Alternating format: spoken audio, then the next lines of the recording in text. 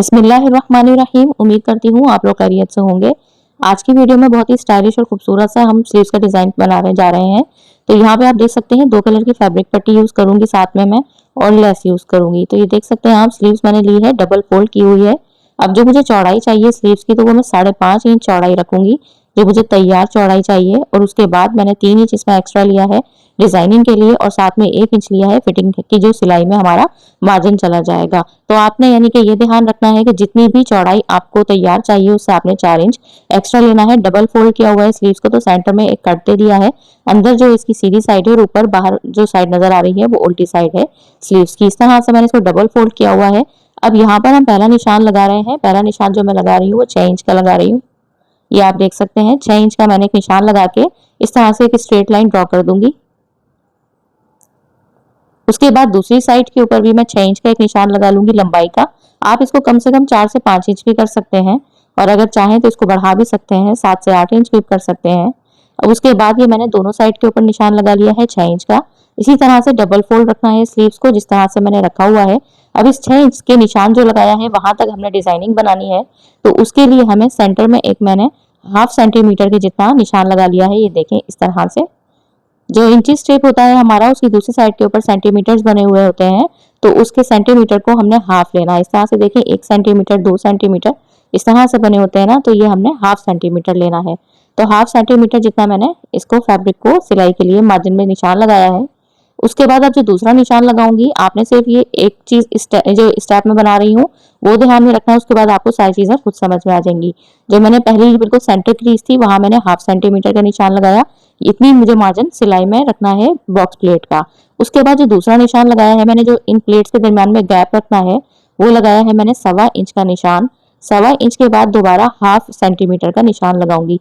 यानी हमने हर 1.25 इंच के बाद 2 निशान लगाने हैं, एक 1.25 इंच का निशान और एक उसके बराबर में 1/2 सेंटीमीटर का निशान। ये देखिए इस तरह से। फिर 1/2 सेंटीमीटर के बाद दोबारा 1.25 इंच का निशान लगाया है मैंने, और उसके बाद एक लाइन स्ट्रेट जो है वो ड्रॉ कर दूंगी।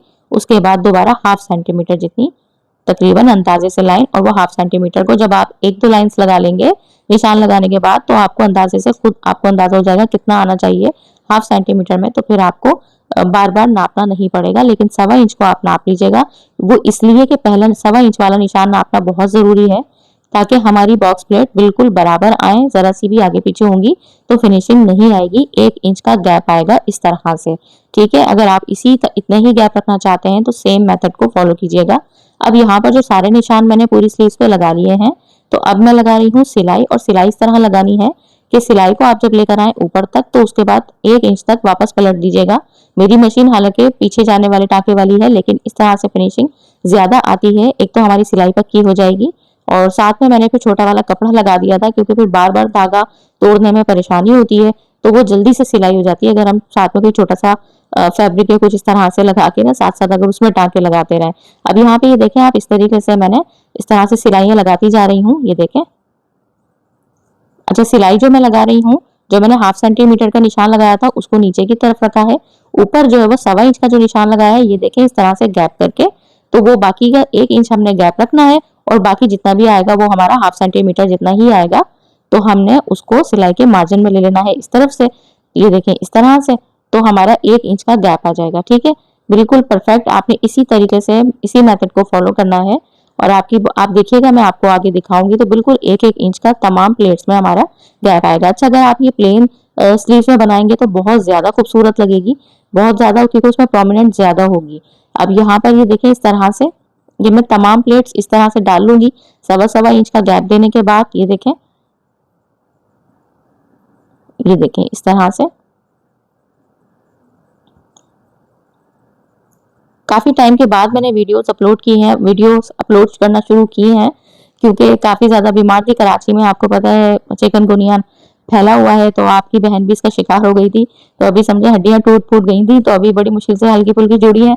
तो अपना काम तो करना है, काफी सारा काम इकट्ठा हुआ है, तो हमने कहा चलो अपने काम पे दोबारा आते हैं।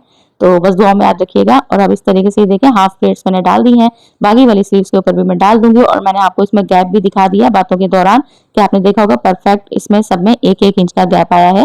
और ये प्रिंटेड में भी खूबसूरत लग रही हैं, ये आप देख सकते हैं, क्योंकि रियल में ज्यादा प्यारी लग रही है, कैमरे में से ज्यादा। अब यहाँ तक कि प्लेट्स का हमारा काम हो गया है।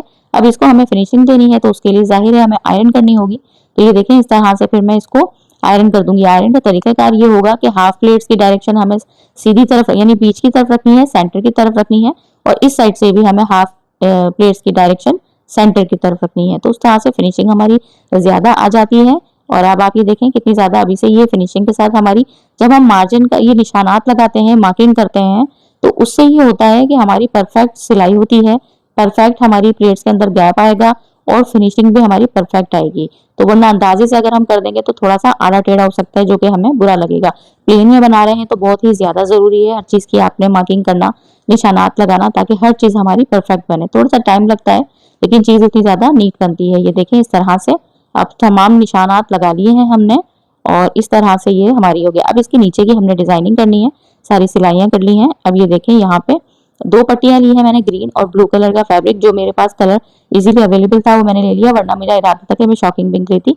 1.5 इंच की मैंने पट्टियां ली हैं, उनको मैं तैयार कर रही हूँ, एक दूसरे के ऊपर रखा है, सिलाई कर रही हूँ। सिलाई इस तरह करनी है कि जो भी पट्टी आपने ऊपर की तरफ रखनी है तो वो धागा ऊपर की तरफ रखना होगा सुई में, और जो पट्टी नीचे की तरफ रखनी है तो वो धागा हमने बॉबिन में रखना होगा।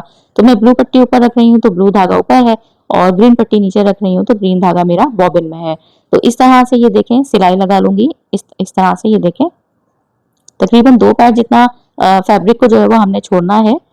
अब आप लोगों को मेरी वीडियो इंशाल्लाह तबीयत सही रही तो आपको कंटिन्यू मिलती रहेंगी, क्योंकि अपने घर में हमारे खाली बीमारी के साथ साथ अभी घर में हमारे शादी भी आ रही है, तो काम बहुत ज्यादा है। इंशाल्लाह आपके साथ वेडिंग ड्रेसेस की डिजाइनिंग भी शेयर करूंगी। आजकल किस तरह की डिजाइनिंग हमें करनी चाहिए, तो अच्छी अच्छी सी धमाकेदार वीडियोस आप लोगों के साथ में शेयर करूंगी। वेडिंग सीजन के हिसाब से भी करूंगी, विंटर के हिसाब से भी करूंगी, और फिर आगे तो वैसे ही ईद आने वाली है तो फिर ईद के हिसाब से भी इंशाल्लाह करूंगी। तो अब ये देखें इस तरह से मैंने सिलाई लगा ली है। इस तरह से ग्रीन कपड़ा ग्रीन की तरफ मोड़ देना है, ब्लू कपड़ा ब्लू की तरफ मोड़ के, और अच्छे से हमें जो है वो इसको आयरन करना है। आयरन करके फिर ये देखें जितना भी आपने पट्टी चौड़ाई रखनी हो, मैं टोटल ये देखें इस तरह से 1 इंच के करीब पट्टी रखूंगी, तो इतना हाफ इंच दोनों साइड के अंदर की तरफ फोल्ड कर दूंगी, और सिर्फ ऊपर हाफ इंच नजर आना चाहिए। तो इस तरह से ये हमारी पट्टी अच्छे तरीके से नीट तरीके से तैयार हो गई है।